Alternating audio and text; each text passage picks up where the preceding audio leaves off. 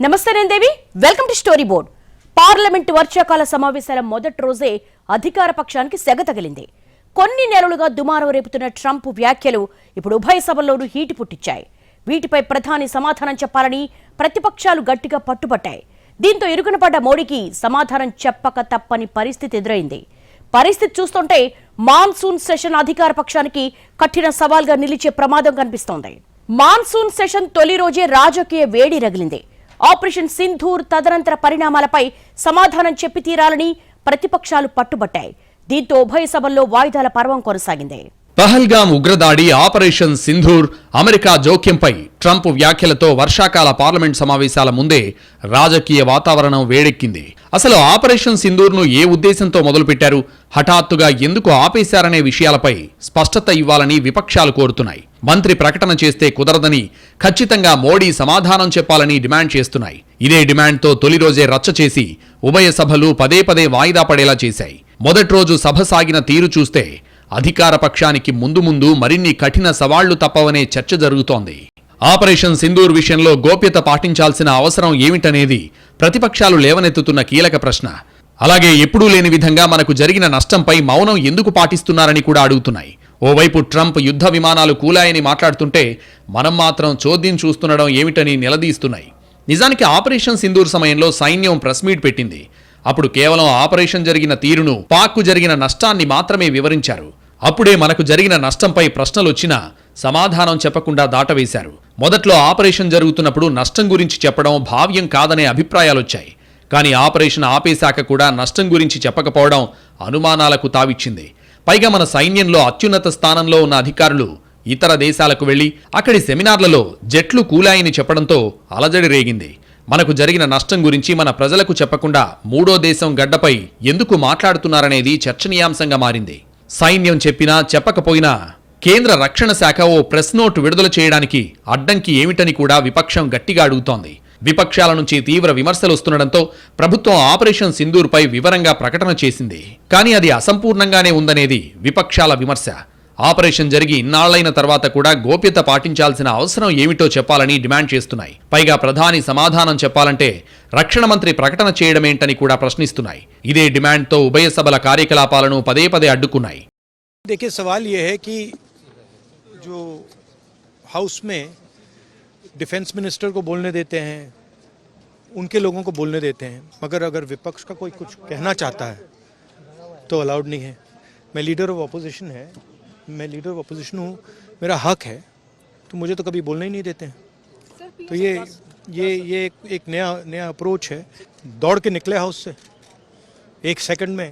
हाँ, सरकार चर्चा तो होगी, अगर वो अलाउ करेंगे तो होगी, मगर इशू ये है कि कन्वेंशन कहता है कि अगर सरकार के लोग कुछ बोलें तो हमें भी स्पेस मिलनी चाहिए.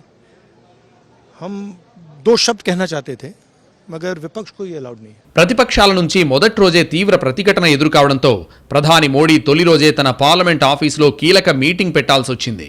హోంమంత్రి అమిత్ షా, రక్షణ మంత్రి రాజ్నాథ్ తో పాటు మంత్రులు జేపీ నడ్డా, కిరణ్ రిజిజు, అర్జున్ రామ్ మేఘవాల్ తో సమావేశమయ్యారు. ఈ మీటింగ్ అయిన తర్వాత వచ్చే వారం ఆపరేషన్ సింధూర్ పై చర్చకు కేంద్రం ముందుకొచ్చింది. లోక్సభలో 16 గంటలు, రాజ్యసభలో 9 గంటల పాటు చర్చ ఉంటుందని చెబుతున్నారు. మరి ఆ చర్చలో ఏం తేలుతుంది? విపక్షాలు సమాధాన పడతాయా? మోడీ ఏం సమాధానం చెబుతారనేది చూడాల్సి ఉంది. ऑपरेशन सिंदूर में भारत की सेना ने जो लक्ष्य निर्धारित किया था 100% अचीव किया. आतंकियों के आकाओं के घर में जाकर के 22 मिनट के भीतर उसको जमीन दोज कर दिया गया. గతంలో మణిపూర్ అల్లర్ల గురించి కూడా విపక్షాలు ఇలాగే గొడవ చేశాయి. ఆ సమస్య కూడా నెలల తరబడి కొనసాగి ఇటీవలే సద్దుమణిగింది. అప్పుడు కూడా మోడీ సమాధానం కోసం విపక్షాలు పట్టుబట్టాయి. అయితే అప్పుడు చాలా రోజుల రచ్చ తర్వాత ప్రధాని సమాధానం చెప్పారు. అయితే అప్పుడు మోడీ ఆన్సర్ లేట్ అయినా ఈలోగా ప్రతిపక్షాలకు ఎంతో కొంత నిజానిజాలు తెలుసుకోవడానికి అవకాశం చిక్కింది. కానీ ఆపరేషన్ సింధూర్ అలాంటి అంశం కాదు. ఇక్కడ ప్రతి విషయం కేంద్రం చెప్పాల్సిందే. విపక్షానికి సమాచారం తెలిసే అవకాశం లేదు. అందుకే ప్రధాని సమాధానం కోసం విపక్షాలు మొదటి రోజు నుంచే విపరీతమైన ఒత్తిడి తెచ్చాయనే చర్చ జరుగుతోంది. ఇది దేశ రక్షణకు సంబంధించిన సున్నితమైన అంశం కావడంతో ప్రధాని కూడా ఆచితూచి సమాధానం చెప్పాల్సి ఉంది. ఎక్కడ ఆపరేషన్ అసలు ఉద్దేశం దెబ్బతినకుండా అనవసర అపోహలకు తావివ్వకుండా అదే సమయంలో మూడో దేశం జోక్యం లేదని కూడా స్పష్టం చేయాల్సి ఉంటుంది. ఇంతకాలం ఎందుకు మౌనం వహించారనే ప్రశ్నకు కూడా సరైన సమాధానం చెప్పాల్సి ఉంది. ఎక్కడ తేడా వచ్చినా ప్రతిపక్షాలు మరింతగా రెచ్చిపోయే అవకాశాలున్నాయి. ఇప్పటికే ఆపరేషన్ సింధూర్ విషయంలో తాము ఎలాంటి క్లారిటీ కోరుకుంటున్నామో విపక్షాలు చెప్పేశాయి. గతంలో యుద్ధాలు జరిగే సమయంలోనే పార్లమెంట్లో చర్చ జరిగిందని గుర్తు చేశాయి. అలాంటిది ఈసారి ఆపరేషన్ సింధూర్ గురించి అన్ని రాజకీయ పార్టీలను కేంద్రం చీకట్లో ఉంచిందని అవి ఆరోపిస్తున్నాయి. ఈ ప్రశ్నలన్నిటికీ సమాధానం కావాల్సిందేనని డిమాండ్ చేస్తున్నాయి. ఆపరేషన్ సింధూర్ నిలిపేసే సమయంలో కూడా అఖిలపక్ష సమావేశం పెట్టకుండా ఏకపక్ష నిర్ణయం తీసేసుకున్నారని కూడా ఆరోపిస్తున్నాయి.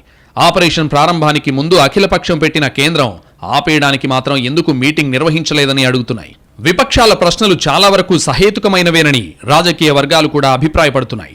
అయితే వీటన్నిటికీ తాము సమాధానాలు ఇస్తామని విపక్షాలు అపోహపడుతున్నట్లుగా ఇక్కడ రహస్యం ఏమీ లేదని అధికార పక్షం అంటోంది. మరి ఆపరేషన్ సింధూర్పై చర్చలో ఎలాంటి వాస్తవాలు వెలుగు చూస్తాయనేది దేశ ప్రజలందరినీ ఉత్కంఠకు గురిచేసే అంశం.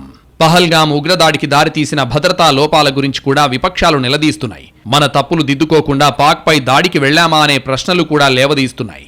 ఇంతవరకు దాడి చేసిన ముష్కరుల్ని పట్టుకోలేకపోవడం వైఫల్యం కాదా అని అడుగుతున్నాయి. పైగా ఉగ్రవాదులు ఎక్కడున్నా వదలబోమన్న మోడీ వ్యాఖ్యల్నే గుర్తు చేస్తున్నాయి. దీంతో కేంద్రం ఈ విషయంలో కూడా క్లారిటీ ఇచ్చే అవకాశం కనిపిస్తోంది. పేరుకి ఆపరేషన్ సింధూర్పై చర్చ అయినా పహల్గాం దాడి గురించి కూడా ప్రస్తావన వస్తుందని, అప్పుడు ఖచ్చితంగా ఈ అంశాలన్నింటి మీద వివరణ ఇవ్వాల్సి వస్తుందనే చర్చ జరుగుతోంది.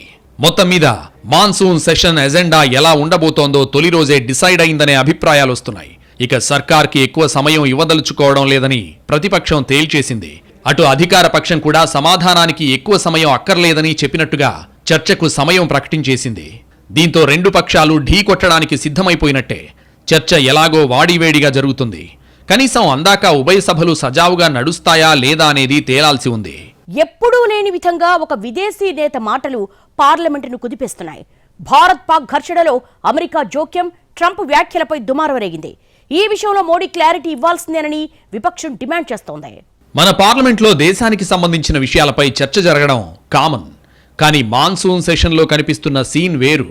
ప్రస్తుతం అమెరికా అధ్యక్షుడు ట్రంప్ భారత్ విషయంలో చేసిన కామెంట్ల గురించి ఉభయ సభల్లో ఎక్కువ రచ్చ జరుగుతోంది. ఓ విదేశీ అధినేత మన వ్యవహారాల్లో జోక్యం చేసుకోవడం, కీలక అంశాల గురించి నోటికొచ్చినట్లు మాట్లాడడం, దాన్ని కేంద్రం నేరుగా ఖండించకపోవడంపై విపక్షం మండిపడుతోంది.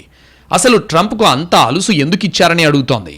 ఆపరేషన్ సింధూర్ నిలిపివేతకు తానే కారణమన్న ట్రంప్ వ్యాఖ్యలతో అగ్నికి ఆజ్యం పోసినట్టయింది. ఆ తర్వాత మూడో దేశం మధ్యవర్తిత్వం నిజం కాదని విదేశాంగ శాఖ క్లారిటీ ఇచ్చినా ట్రంప్ మాత్రం తన వాదనకు ఫుల్ స్టాప్ పెట్టలేదు. ఏ దేశానికి వెళ్లినా, వైట్ హౌస్లో ఏ ప్రెస్ మీట్ పెట్టినా, సందర్భం అయినా కాకపోయినా ఇండియా పాక్ యుద్ధం తానే ఆపారని చెప్పుకుంటున్నారు. దీంతో ప్రతిసారి భారత్కు ఇబ్బంది తప్పడం లేదు. అయినా సరే నేరుగా ట్రంప్ పేరు చెప్పి ఆయన వ్యాఖ్యలు ఖండించడానికి ఎందుకు మొహమాట పడుతున్నారనేది కీలక ప్రశ్న. మధ్యలో ఓసారి మోడీ ట్రంప్తో ఫోన్ సంభాషణలో మధ్యవర్తిత్వాన్ని ఖండించారని లీకులిచ్చినా అదేదో బహిరంగ ప్రకటన రూపంలో ఎందుకు చేయలేదని విపక్షాలు ప్రశ్నిస్తున్నాయి. రేపు సింధూర్పై చర్చలో కూడా ట్రంప్ వ్యాఖ్యలు ఖండించడం మోడీకి తప్పకపోవచ్చు. భారత్ సార్వభౌమాధికార పరిధిలో మరెవరి జోక్యాన్ని అంగీకరించే ప్రసక్తే లేదనేది మన ప్రభుత్వ విధానం. అలాగే భారత్ పాక్ మధ్య ఏ సమస్య అయినా ద్వైపాక్షిక స్థాయిలోనే మాట్లాడుకోవాలని మూడో పక్షానికి తావులేదని సిమ్లా ఒప్పందం ఉంది. అయినా సరే ఎప్పుడూ లేని విధంగా అమెరికా అధ్యక్షుడు పదే పదే భారత్ పాక్ను నిలువరించారని చెప్పడం దుమారం రేపింది.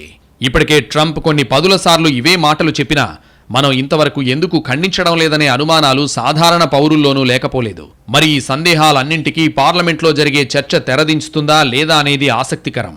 ఇప్పుడు భారత్ పార్లమెంట్లో ప్రతిపక్షాలు చేసేది ఏంటంటే ఏదో పాయింట్ గవర్నమెంట్ మీద వాళ్ళ మీద పడాలి, అపోజిషన్ డ్యూటీ అపోజ్ చేయాలి కాబట్టి ఏదో పాయింట్ తీసుకొచ్చి పెడుతున్నారు. కానీ అసలైన విషయం సింధూర్ విజయమా కాదా అంటే ఎవరూ ఇది విజయం కాదనలేరు. అద్భుతంగా జరిగింది కాబట్టి పార్లమెంట్ కనుక మీట్ అయిపోతే ప్రభుత్వం దీనికి జవాబు చెప్తాది. ఇప్పటి వరకు ఆ విషయం పార్లమెంట్కి తీసుకొచ్చాక డిస్కషన్ లేకుండా జరుగుతూ ఉంటే గవర్నమెంట్ చెప్పలేదు. కానీ అన్ని విషయాలు కొన్ని రోజులకి కరిగిపోతాయి కాబట్టి డొనాల్డ్ ట్రంప్ గురించి ఉన్న ప్రభుత్వం చెడ్డగా మాట్లాడకూడదు, ఆయన పేరు తీసుకొచ్చిన ప్రభుత్వం ప్రధానమంత్రి ఎత్తకూడదు. ఎందుకంటే ఆయనతో గొడవ అనవసరం. డొనాల్డ్ ట్రంప్ చెప్పిన మాట కాదంటే అది ప్రపంచమంతా ఆయన ఏదో చెప్తూ ఉంటాడు. కాబట్టి తగు లేకుండా ముందరికి వెళ్ళిపోదామని ప్రభుత్వం ప్రయత్నం. అది అపోజిషన్కి తెలుసు. డొనాల్డ్ ట్రంప్ పేరు ఎలాగో చెప్పరు, డొనాల్డ్ ట్రంప్ని విమర్శించరు, ప్రభుత్వానికి తెలిసి అపోజిషన్ ఈ ప్రశ్న మీద అడుగుతుంది. కాబట్టి కొన్ని రోజుల పాటు పార్లమెంట్లో ఈ గొడవ అలా జరుగుతూ ఉంటుంది. కానీ ఆఖరి మాట ఏమిటంటే ఆపరేషన్ సింధూర్ భారత్ విజయం. ట్రంప్ యుద్ధాన్ని ఆపాడా? వాణిజ్య ప్రయోజనాల పేరుతో ట్రంప్ హెచ్చరించాడా? యుద్ధ విరమణకు వాణిజ్యానికి లింక్ పెట్టాడా లేదా? ట్రంప్కు ఎందుకు మోడీ లొంగిపోతున్నారు? ఇలా ఎన్నో ప్రశ్నల్ని విపక్షాలు లేవనెత్తాయి. ట్రంప్ తనకు మిత్రుడని మోడీ తనకు మంచి ఫ్రెండ్ అని ట్రంప్ పదే పదే చెప్పుకున్నారు. అయినా సరే ట్రంప్ మాత్రం అడుగడుగునా ఇండియాను ఇబ్బంది పెట్టే ప్రయత్నాలు చేస్తూనే ఉన్నారు. భారత్ సొంత వ్యవహారాల్లో ట్రంప్ అనవసర దూకుడు చూపిస్తున్నారు. మరోవైపు వెంటనే ఖండించాల్సిన సర్కార్ చోద్యం చూస్తోందని విపక్షాలు ఆగ్రహం వ్యక్తం చేస్తున్నాయి. కేంద్రంలో కలగూరగంప సర్కార్లు ఉన్నప్పుడు కూడా ఇలాంటి పరిణామాలు జరగలేదని గుర్తు చేస్తున్నాయి. దేశ రక్షణ విషయంలో మేమే ఛాంపియన్లమని చెప్పుకుంటూ ట్రంప్ పేరు ప్రస్తావించడానికి ఎందుకు జంకుతున్నారని ప్రశ్నిస్తున్నాయి. విచిత్రంగా విపక్షం నుంచి ఇంత తీవ్ర విమర్శల తర్వాత కూడా ప్రభుత్వం నేరుగా ట్రంప్ పేరు ప్రస్తావించలేదు. మరి సింధూర్పై చర్చలో అయినా ఆ పని చేస్తుందేమో చూడాలి. ఇక్కడ విపక్షాలు కేవలం ట్రంప్ వ్యాఖ్యలకు ఖండన మాత్రమే కోరుకోవడం లేదు, ట్రంప్కు గట్టిగా బుద్ధి చెప్పాలని కోరుతున్నాయి. మరోసారి ఇండియా వ్యవహారాల్లో జోక్యం చేసుకోవడానికి ట్రంప్ సాహసించకుండా సరైన సమాధానం చెప్పాలంటున్నాయి. మొదట మన తీవ్ర నిరసనను అధికారికంగా తెలియజేయాలని అడుగుతున్నాయి. గతంలో ఏ అమెరికా అధ్యక్షుడు చేయని విధంగా ట్రంప్ ఎందుకు వ్యాఖ్యలు చేయాల్సొచ్చిందో నిలదీయాలని కూడా డిమాండ్ చేస్తున్నాయి. మరి విపక్షాల డిమాండ్లకు కేంద్రం ఎంతవరకు తలొగ్గుతుందనేది తేలాల్సిన విషయం. ఇక్కడ మరో వాదన కూడా ఉంది. కేంద్రం ఇప్పటికే అమెరికా వ్యాఖ్యలకు ఇవ్వాల్సినంత కౌంటర్ ఇచ్చేసిందని చెబుతున్నారు. ట్రంప్ పేరు ప్రస్తావించకపోయినా విదేశాంగ శాఖ ఎవరిని ఉద్దేశించి మాట్లాడుతుందో ప్రపంచం మొత్తానికి తెలుసని కూడా అంటున్నారు. కానీ అదేదో నేరుగా చేయొచ్చు కదా, డొంక తిరుగుడు ఎందుకనేది ప్రతిపక్షాల ప్రశ్న. మొత్తం మీద ట్రంప్ రచ్చ పార్లమెంట్లో ఎటు దారి తీస్తుందనేది చూడాల్సి ఉంది. ఇప్పుడు ట్రంపే కాదు, భవిష్యత్తులో మరెవరూ ఇలా నోరు పారేసుకోకుండా గట్టి సందేశం వెళ్లాలనే డిమాండ్ అయితే ఉంది. దాన్ని ఏ రూపంలో ఆచరణలోకి తెస్తారనేదే కీలకం.